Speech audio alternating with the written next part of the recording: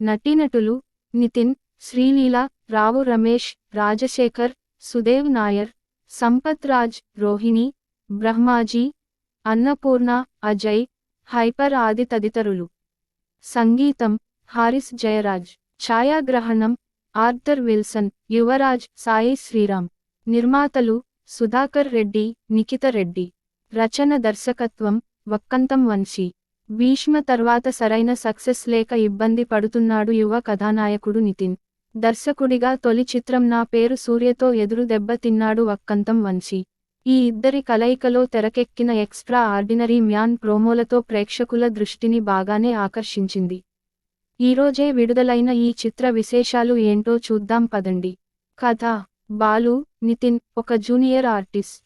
తెరమీద చిన్నాచితక పాత్రలే చేస్తూ ఇంటా బయట అవమానాలు ఎదుర్కొంటున్నప్పటికీ తనమీద తనకున్న నమ్మకంతో ఏ రోజుకైనా పెద్ద ఆర్టిస్టు అవుతానని ధీమాతో ఉంటాడు. అయితే కుటుంబ అవసరాల దృష్ట్యా అతను నటన పక్కన పెట్టి ఉద్యోగం చేస్తాడు. కాలం కలిసొచ్చి పని చేస్తున్న కంపెనీకి సీఈఓ కూడా అవబోతున్న సమయంలో బాలుకి ఒక సినిమాలో హీరోగా అవకాశం వస్తుంది. ఆ ఛాన్స్ కోసం అన్నీ వదులుకుని కష్టపడ్డ అతడికి డైరెక్టర్ షాక్ ఇస్తాడు. సినిమాలో అవకాశం చేజారుతుంది. ఈ స్థితిలో అతనో అనూహ్య నిర్ణయం తీసుకుంటాడు.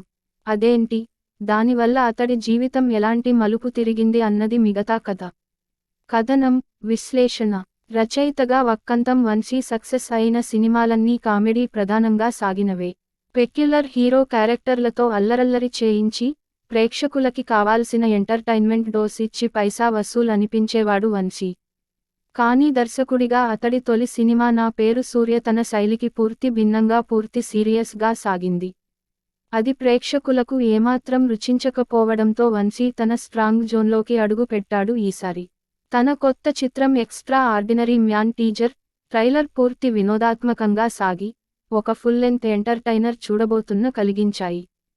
ఆ అంచనాలకు తగ్గట్లే సినిమాను మొదలుపెట్టిన వక్కంతం ప్రేక్షకులను ఒక ఫన్ రైడ్కు ప్రిపేర్ చేస్తున్నట్టు కనిపిస్తాడు.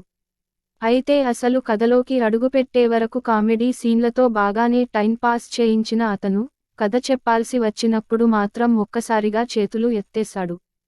కామెడీని చేసినట్టే ఇల్లాజికల్గా నాన్ సీరియస్గా స్టోరీని కూడా డీల్ చేయడంతో మొత్తం వ్యవహారం చెడిపోయింది.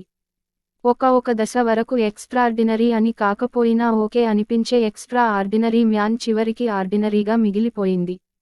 రచయితగా వక్కంతం వంశీకి అందులో కామెడీ అంతా ఓవర్ ద టాప్ స్టైల్లో కలర్గా ఉంటుంది. ఘన విజయాలు అందించిన కిక్, రేసుగుర్రం చిత్రాలను గమనిస్తే అందులో కామెడీ అంతా ఓవర్ ద టాప్ స్టైల్లో అల్లరి అల్లరిగా ఉంటుంది.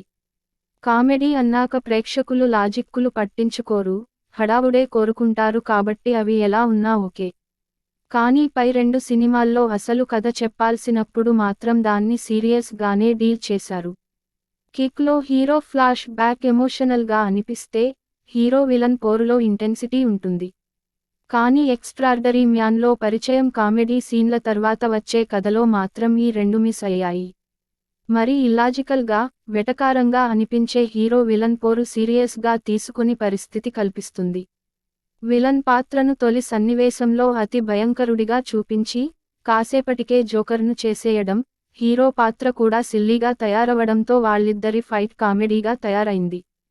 హీరోను జూనియర్ ఆర్టిస్టుగా చూపించాలనుకోవడం మంచి ఆలోచన. ఎక్స్ట్రా ఆర్డినరీ మ్యాన్ చిత్రానికి ఒక వైవిధ్యం తీసుకొచ్చింది ఈ ఆలోచనే. క్యూరియస్గా అనిపించే హీరో పాత్రతో తొలి గంటలో వక్కంతం బాగానే ఫన్ జనరేట్ చేయగలిగాడు. ముఖ్యంగా రావు రమేష్ తనదైన టైమింగ్తో కామెడీలో చెలరేగిపోయాడు. తండ్రి కొడుకుల మధ్య వచ్చే సన్నివేశాలు హిలేరియస్గా సాగి ప్రేక్షకులను నవ్విస్తాయి. ఓవర్ ద టాప్ స్టైల్లో సాగే కొన్ని సన్నివేశాలు కొంచెం అతిగా అనిపించినా టైంపాస్ చేయిస్తాయి. కానీ రాను రాను కొన్ని సీన్లు శృతిమించిపోతాయి.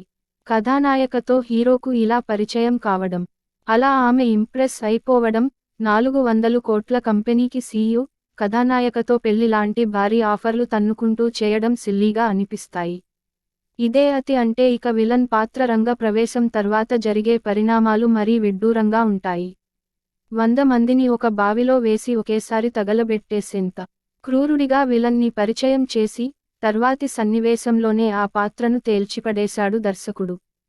హీరో విలన్ పోరును కొంతసేపు సీరియస్గా కొంతసేపు మరీ కామెడీగా ప్రేక్షకులను గందరగోళానికి గురిచేస్తాయి. జూనియర్ ఆర్టిస్టు అయిన హీరో వెళ్ళి ఒక ప్రాంతంలో ఎస్ఐ అయిపోయి పెద్ద పెద్ద రాజకీయ నాయకులను, వేలకోట్ల వ్యాపారాలను డీల్ చేసే విలన్ని ఎదుర్కొనే తీరు ఎంత మాత్రం లాజికల్గా అనిపించదు. ద్వితీయార్థం పూర్తిగా కంగాళీగా తయారై ఇటు డ్రామా పండగ, అటు కామెడీ కూడా వర్కౌట్ కాక మరోవైపు హీరో ఎలివేషన్లు కూడా తేలిపోయి ఎక్స్ట్రా ఆర్డినరీ మ్యాన్ నిరాశజనకంగా ముగుస్తుంది. రాజశేఖర్ క్యామియో సైతం సినిమాను కాపాడలేకపోయింది. నటీనటులు భీష్మ సినిమాలో కూల్ క్యారెక్టర్లో సటిల్గా వినోదం పంచిన నితిన్ ఎక్స్ట్రాలో అదే స్టైల్ కంటిన్యూ చేశాడు. పెద్దగా హడావిడి చేయకుండా కామెడీ పండించాడు. నితిన్లో మంచి ఈజ్ కనిపించింది. తన లుక్స్ కూడా బావున్నాయి. శ్రీలీల క్యారెక్టర్లు తన నటన రొటీన్ అయిపోతున్నాయి. తన పరిమితులు బయట పడిపోతున్నాయి. స్కంద, ఆదికేశవ తర్వాత మరో నామమాత్రమైన పాత్రలో ఆమె నిరాశపరిచింది. విలన్గా సువేద్ నాయర్ పాత్రలో, నటనలో ఏ విశేషం లేదు. రావు రమేష్ తెర మీద కనిపించిన ప్రతిసారీ ఎంటర్టైన్ చేశాడు. ఆయన కామెడీ సినిమాలో పెద్ద రిలీఫ్. రోహిణి అమ్మ పాత్రలో అలవాటైన రీతిలో నటించింది. రాజశేఖర్ లేక క్యారెక్టర్ చేశాడు కానీ అది అంత ప్రత్యేకంగా ఏమీ లేదు. ఇలాంటి పాత్రతో ఆయన క్యారెక్టర్ ఆర్టిస్టుగా మారాలనుకోవడం ఆశ్చర్యం కలిగించే విషయానికి.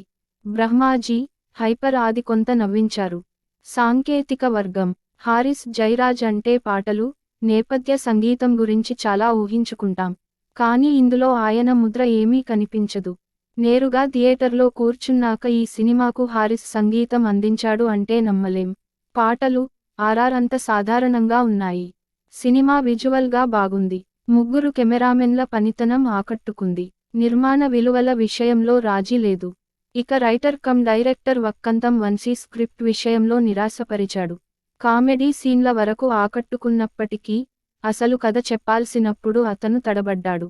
ఏమాత్రం బిగి లేకుండా ఇల్లాజికల్గా కథను నడిపించి సినిమా గ్రాఫ్ను కిందికి తీసుకెళ్లిపోయాడు. తొలి సినిమాలో మాదిరే సెకండ్ హాఫ్ సిండ్రోమ్ అతన్ని వెంటాడింది. చివరగా ఇన్నాళ్ళు గాల్లో మేడలే కడుతున్నారనుకున్నాను. ఇప్పుడు ఏకంగా గృహప్రవేశాలు కూడా చేసేస్తున్నారు.